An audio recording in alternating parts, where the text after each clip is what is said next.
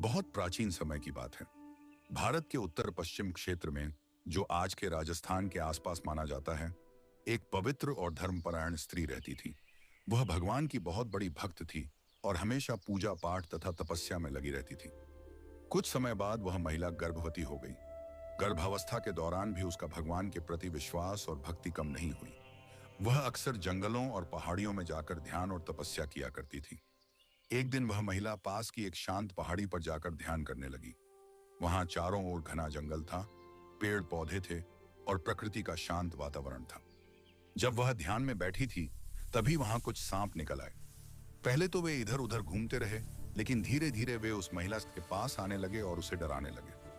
कभी कोई सांप उसके पैरों के पास फुफकारता, तो कोई उसके आसपास घूमने लगता। महिला उस समय ध्यान में थी और गर्भवती भी थी, इसलिए वह बहुत डर गई। कहा जाता है कि उस समय महिला के गर्भ में जो बच्चा था, वह कोई साधारण आत्मा नहीं थी।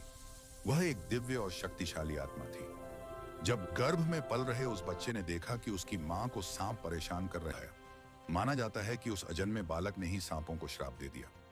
उसने कहा, जो भी नाग या नागिन किसी गर्भवती स्त्री को डराएगा या नुकसान पहुंचाने की कोशिश करेगा, वह अंधा हो जाएगा।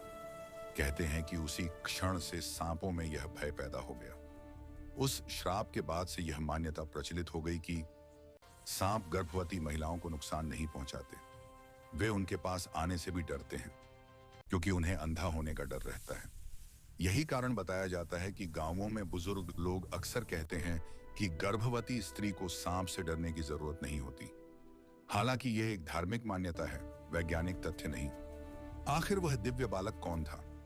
लोक कथाओं के अनुसार वही दिव्य बालक आगे चलकर एक महान योद्धा और लोक देवता बना। बाद में लोग उसे गोगा जी के नाम से जानने लगे। गोगा जी को सांपों के देवता भी माना जाता है। लोग मानते हैं कि उनके पास सांपों को नियंत्रित करने की शक्ति थी।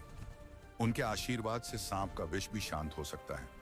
आज भी राजस्थान, हरियाणा और उत्तर भारत के कई हिस्सों में गोगा जी महाराज की बहुत श्रद्धा से पूजा की जाती है।